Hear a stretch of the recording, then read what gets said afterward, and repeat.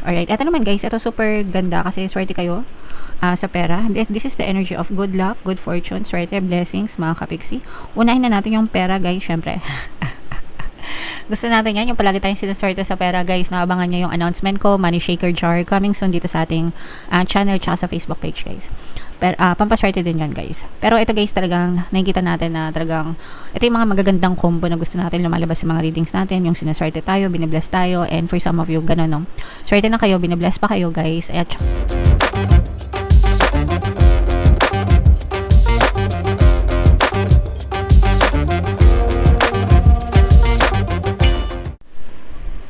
hello guys, hello Capricorn, welcome back to Pinay Pixie Tarot. Ang pamagat ng episode natin for tonight is full moon kapalaran para ngayong February to March, February to March mga kapiksi para sa Capricorn, Sun, Moon, Rising Sign, and Venus yung ating full moon guys ngayong February ay sa February 1 na, okay?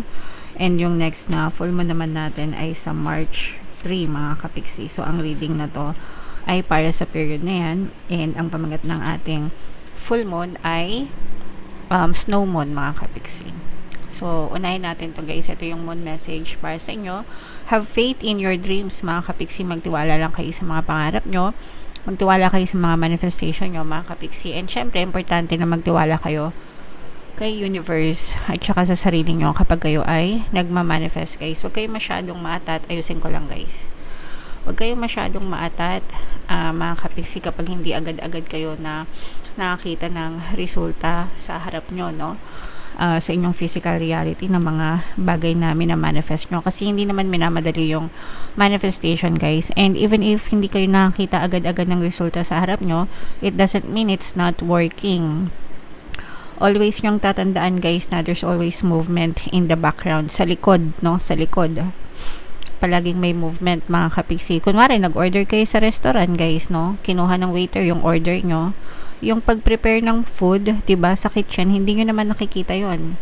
Ang makikita nyo na lang kapag kahinain na sa nyo yung pagkain. So, ganun din sa manifestation guys. Yung movement ni universe behind the background, hindi nyo yung nakikita. Pero it doesn't mean it's not working. Piniprepare ni universe lahat, minumove ni universe lahat ng tao, bagay, sitwasyon sa paligid mo para i-deliver sa'yo kung ano yung in-order mo, kung ano yung minamanifest mo. So, importante na magtiwala kayo and mag-antay and mag-focus lang kayo mga kapiksi. Ayan, no? I tune to the moon. I am focused on what I want. Kakasabi ko lang, di ba? So, sabihin nyo yan sa sarili nyo guys, I am focused on what I want. I-comment nyo na rin sa comment section, mga kapiksi. Just because you can't see your dreams, it doesn't mean they're not manifesting. Kakasabi ko lang din guys, no? Hindi porket wala kayong nakikita agad-agad, hindi na gumagana yung manifestation nyo. Again guys, palagi nyong tatandaan yung mga statements na sinasabi ko sa inyo. There's always movement in the background.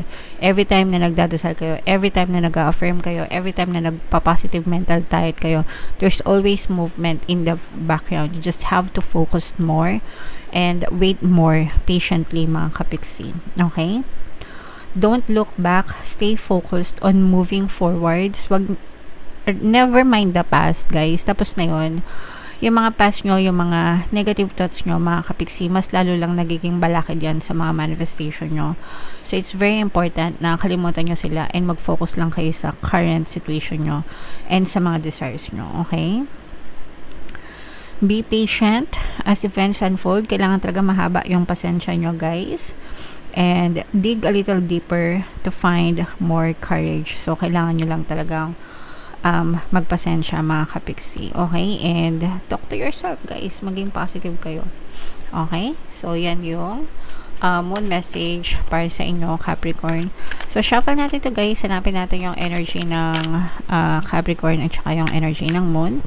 Habang sinishuffle ko to mga kapiksi, panoorin nyo muna yung video natin regarding sa ating paano mag-manifest ng abundance video course. Kapiksi, sawa ka na ba sa mga struggles at hirap sa buhay mo? Masipag ka ba at masikap sa buhay ngunit hindi ka pa rin umaasenso? Ilang beses ka na bang nag-attempt mag-negosyo at mag-invest pero palagi ka pa rin nalulugi? Sa pagkakataon na ito ay maaaring may subconscious beliefs ka na nagiging balakid sa iyong pag-unlad at pagyaman. Introducing, paano mag-manifest ng abundance video course.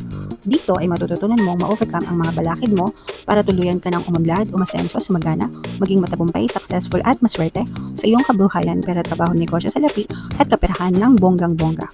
Dali, mag-send na ng email sa pinoypixie@gmail.com at simulan na ang iyong pagyaman ngayon. Alright, so sa lahat ng gusto mag-avail ng course guys, meron tayong paano mag-manifest ng abundance video course, paano mawala ang third party at magkaroon ng harmonious na relationship, paano pabalikin si ex, revise breakup. Sa mga interesado guys, mag-send lang kayo ng email sa pinoypixie@gmail.com. And sa mga naghanap guys ng pampaswerte na lucky charms or lucky bracelet, aventurine tsaka citrine, yung recommended ko to guys. May makita kayong mga link sa description box. So, Capricorn, kayo ay represent ng Queen of Pentacles sa ating spread mga kapiksi. Ito yung ating moon energy. So, latag natin yung spread nyo. Grabe, sobrang ganda, guys. Meron din dito ang presence ng another earth signs, Capricorn, Taurus, Virgo. For some of you guys, maaring may ganyang element kayo sa inyong natal chart din. Or you may be dealing with other signs na may ganyan sa kanilang natal chart. Unahin muna natin tong negative, mga kapiksi. No? For some of you guys, maaari kayong mabiktima ng deception, panloloko ng ibang tao, mga kapiksi. Pwedeng stranger, na mga scammers, ganyan. Pwede rin nakakilala nyo na sasaksakin kayo patalikod. Pagkakilala nyo guys, I'm sensing na maaari kayo magkaroon ng conflict nitong person na to. Parang miscommunication, misunderstanding. Na magiging dahilan ng panluloko niya sa'yo. Ito parang ano to guys, parang revenge, no? Parang feeling ko magre-revenge itong person na to, lalo na kapag lumala yung inyong mga conflict sa isa't isa. So, kung meron kayong ka-conflict guys, hindi naman maiwasan yun, minsan nagkaka-conflict talaga, pero kung mga mababaw na dahilan lang, huwag nyo nang palalain, di ba? Make peace, no? With those people, o kaya naman, kung hindi naman importante sa inyo, cut off those people para hindi na kayo mapahamak. Kasi ito guys, nararamdaman natin nagagante, no? Nagagante itong person na to kung malala yung mga galit nila sa inyo. So, yun yung mga dapat nyong iwasan, Capricorn. Okay? Alright. Ito naman guys, ito super ganda kasi swerte kayo sa pera. This is the energy of good luck, good fortune, swerte, blessings, mga kapiksi. Unahin na natin yung pera guys, syempre.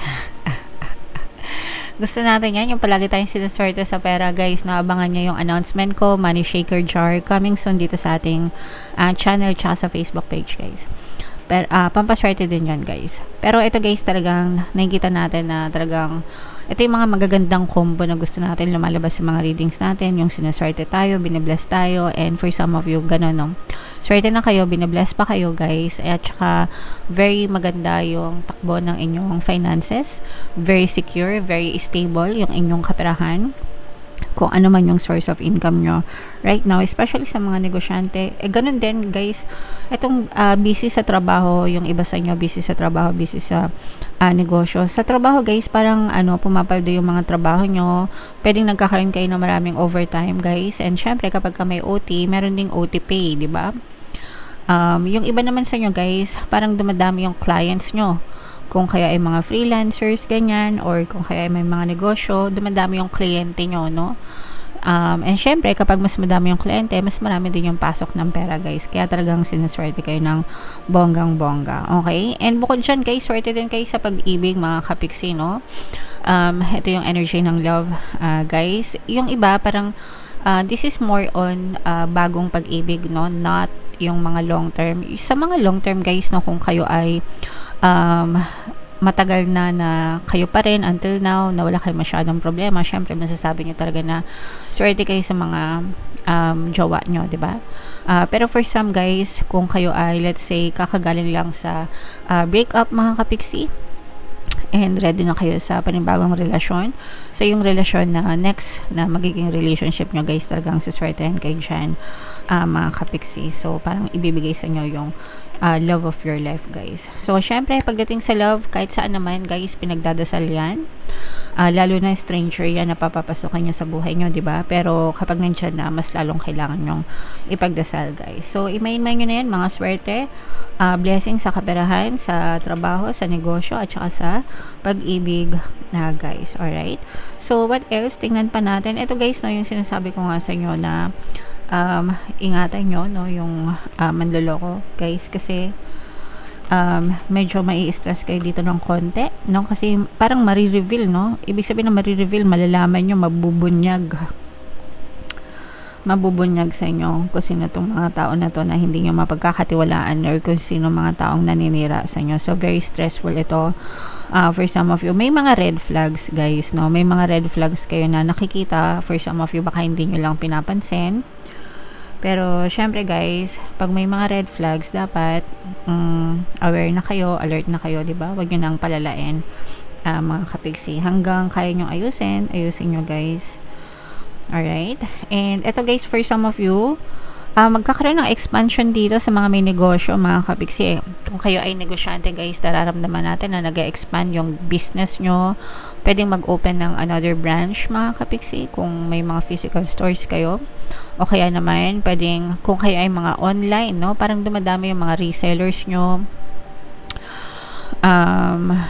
Kung nasa ganong klaseng business kayo, pero dumadami, lumalago yung nararamdaman natin dito, and malayo pa yung ito, guys, slowly to, hindi to mabilis na success, mabilis na progress, mabilis na paglago, no, slow progress pero consistent na pataas, no, consistent na pataas yung journey ng inyong business, mga kapiksis. This is more on sa mga negosyante, guys, kaya congratulations sa mga kapiksi natin na negosyante, kasi talagang tumitiba-tiba yung mga negosyo nyo, mga kapiksi. Okay?